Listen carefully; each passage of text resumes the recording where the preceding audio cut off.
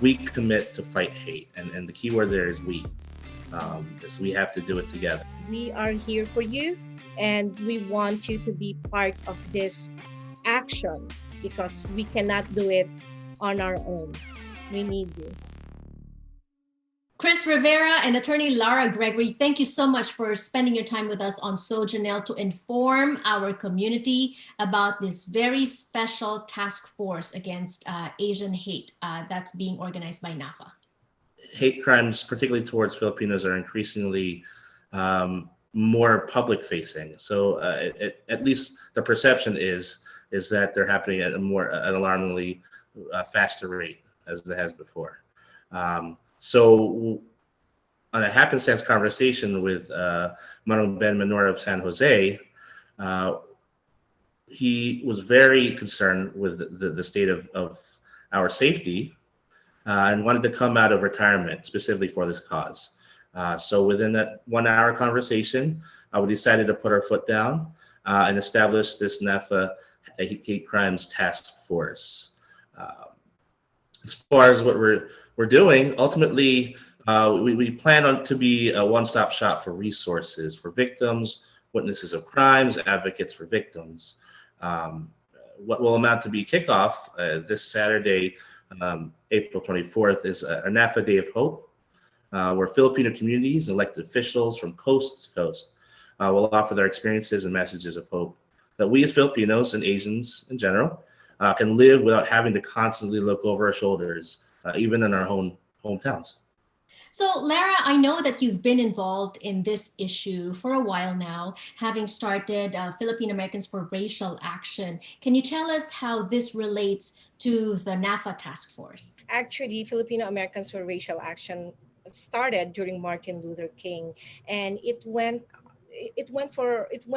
held conversations on race and grace, and we had African Americans during that conversations, as well as Filipino Americans who had African American children in their families, and how the whole talk about race was also affecting them and has affected them all their lives. What has come out of that conversation was, number one, there were microaggressions felt by members of the community, and number two, even our community members themselves confessed that there were also certain items in their thinking or in their attitudes that they needed to quote unquote decolonize. That was the term that they used, or to change in terms of relating with other peoples of color.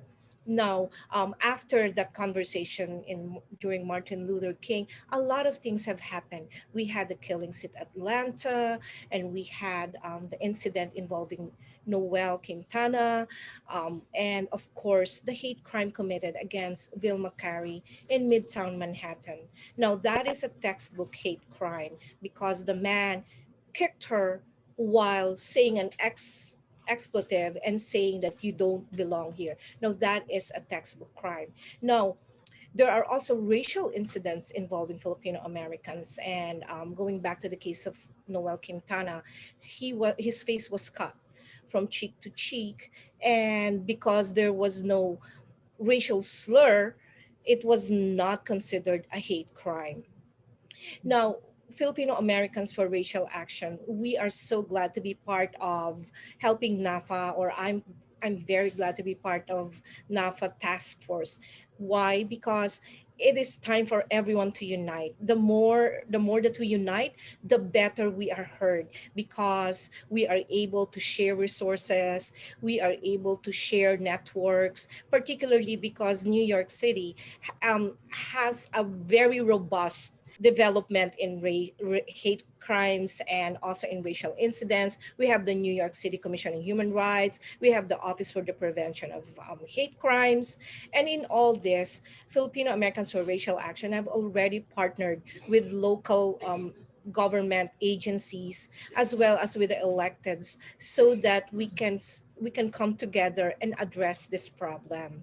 Now, with NaFFAA, the reach for Filipino Americans is so much greater, and what we want And who we want to reach are those who are most vulnerable, those who are afraid, or those who are not in New York City, where, as I've said, there's a robust reporting system, but those who are in other areas where there are Filipino Americans. I mean, we all know that what the pandemic has shown us is that we are only as strong as the most vulnerable in our homes and in our communities. And similarly, in situations like this, we need to find those who are afraid and in a very far state and who do not have community. Now, this is where NaFFA comes in. It has a great reach, it has resources, and they have great leadership as well. I know that even right now, the executive director and even Chris, they're preparing a series of programs. Carissa Villacorta, she's working with our city agencies as well. They are coming up with a mental health program, and there's also a holoback training. I know that holoback has been inundated with calls for trainings, and we do have one in the pipeline, I think, using Tagalog as the medium of expression, because there's nothing like the heart language to reach people who are really vulnerable of those attacks. So I think that's the important thing, to unite so we can reach the most vulnerable, and together we will be stronger. I like that. And that's exactly the battle cry of NaFFA, right? Chris, as the National Operations Officer of NaFFA, I know you're very familiar with this. One voice, 4 million strong. But they say, coming together is the first step. And now we begin working together. Chris, in terms of working together, building this task force, can you share specific objectives and intentions for this task force? Sure, absolutely, Janelle. To Lara's point, it's going to take connections, as you said as well, which we really need to bank on the 14 regions of NaFFA, where we'll be able to reach some of those far-off communities, as Lara said, and we're hoping that folks who will be associates of our task force will help us with those connections. We want to make those vital connections with local, regional, and national entities as well as members of the media, you as an example, of course. And we need to build those coalitions not only within the Filipino community, but certainly with other Asian ethnicities, other minorities, and really anyone who's willing to help fight alongside us.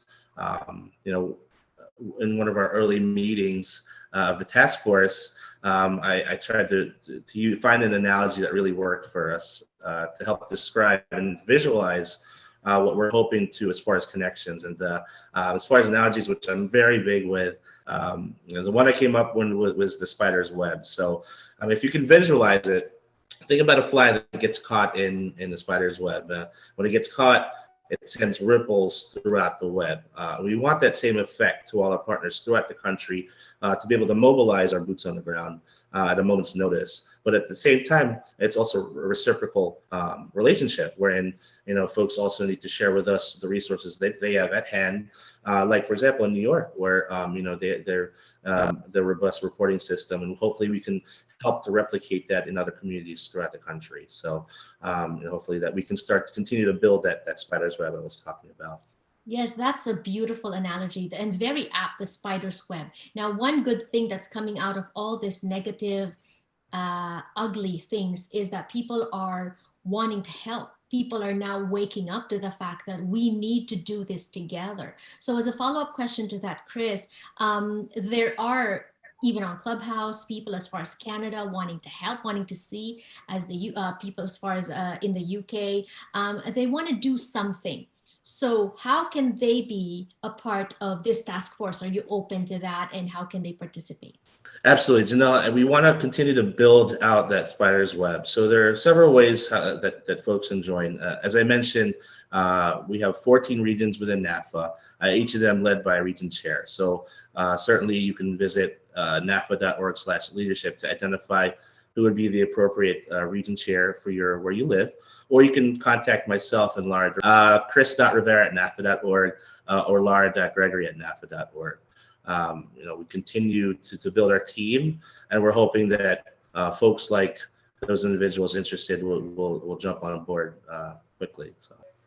Right. I like what you said, building boots on the ground so that we can mobilize at a moment's notice, because these things are developing, are evolving, and this issue is definitely evolving, right? And so aside from signing up to join this task force, Lara, can you give us specific things that we can do in order to help address this issue? Yes, of course, Janelle. And we always start with a personal. And as we have adverted to earlier, when we have that talk, and also the recent incidents, there have been triggers into the members of our Filipino American community, meaning they have memories of microaggressions, which is why it's important that people first attend to their personal mental health, address those issues or those memories or the trauma. You know, as a culture, Filipinos are matiisin. We are able to be patient and withstand anything, but this is not the time to do that. I love that Chris used an analogy. So we have to think of emotions as like the gauge, a fuel gauge of a car.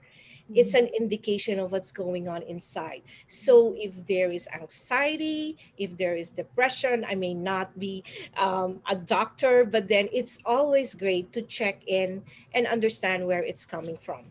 Now, when the person has already attended to the personal mental health, now we go out to the social, and when they are able, we encourage them. I'd like people to be involved, to be unmuted, to be able to speak and to be heard, because as we have seen in the case of Vilma Carey, it was very, very visual.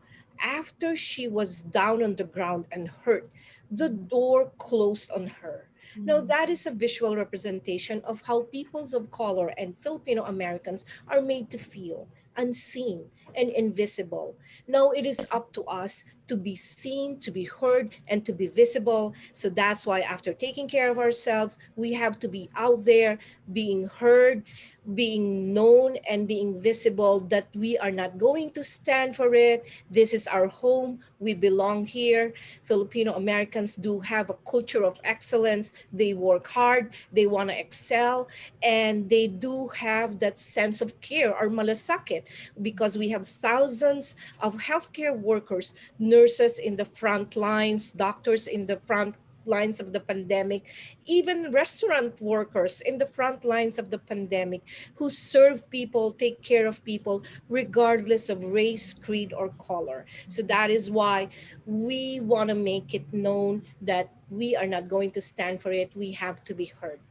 Now, after we go out and make ourselves heard, it is also important to influence decisions made by politicians, by elected leaders, by appointed officials. So this is now on the political level. We have to be engaged in that. It starts on the local level. Why? Life is lived on the local level.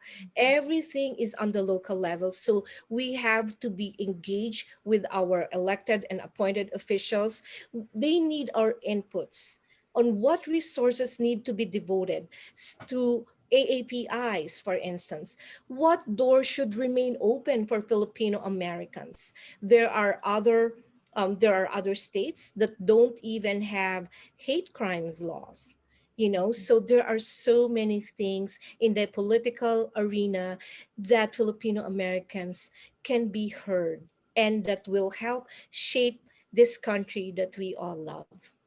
Right. And so with that said, I know this day of hope, and I like that we're doing a positive spin instead. Now, this is very ugly, as I said earlier, and yet we're talking about hope, because there is hope for the future. If we all work together, there is hope for a better future. And speaking of that word hope, Chris, what do you hope to achieve from this task force? What do you hope to accomplish? Well, I hope that folks, our community members, those that are there in their support systems, um, can help encourage to speak up. Grow what we've seen, and this is again speaking from my own experience, that folks just aren't comfortable sharing, reporting. Historically, Asians are very unlikely to report um, um, anything that doesn't that's not that isn't violent. So there's microaggressions previously mentioned.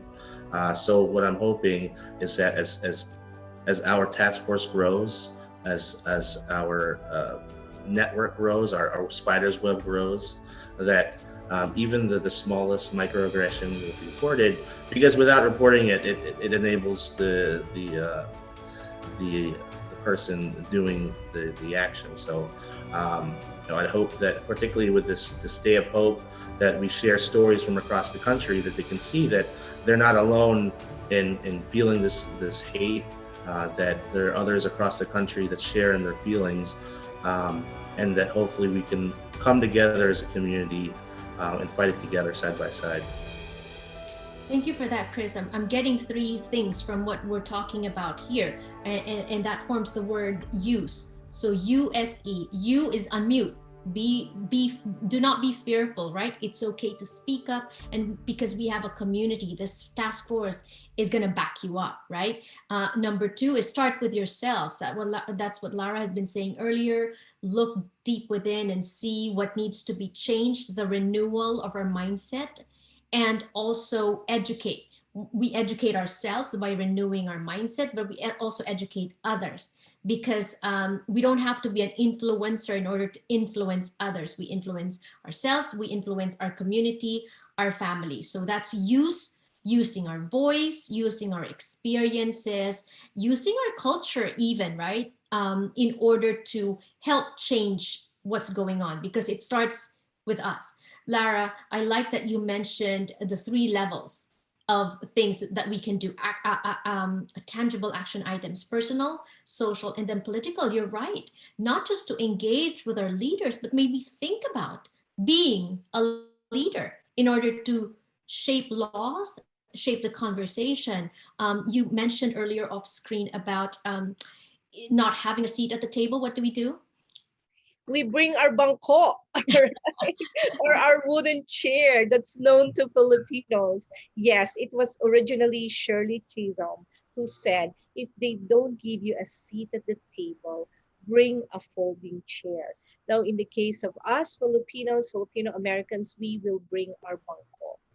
And I love also that what you said, Janelle, about using our own culture to do that.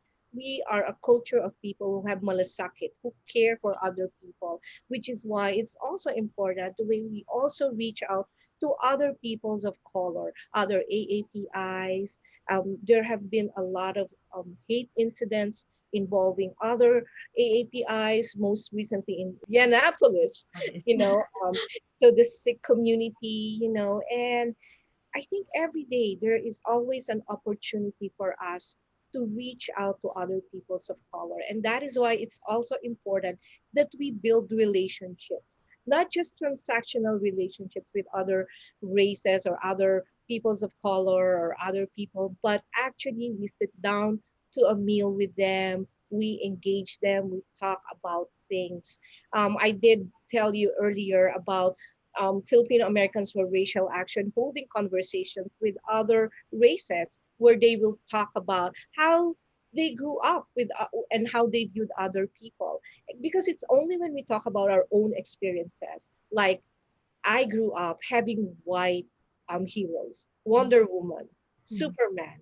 I didn't have African American heroes, and that is changing because we have been talking about education, changing the curriculum, including allowing younger children to have heroes who look like them.